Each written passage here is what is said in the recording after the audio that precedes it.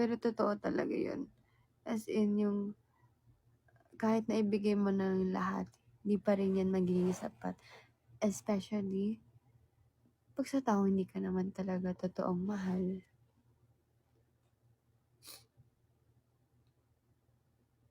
Siguro, sinasabi lang nila, oo, oo, mahal kita.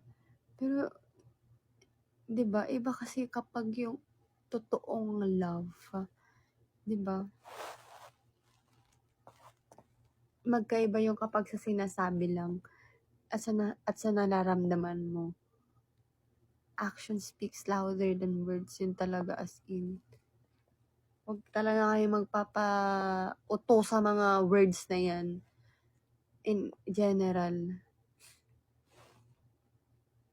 Kailangan nyo din minsan gamitin ng isip at huwag masyadong the right amount, the right mixture of your heart, your emotions, and your thinking. The way you think, your mind. You have to use your mind always.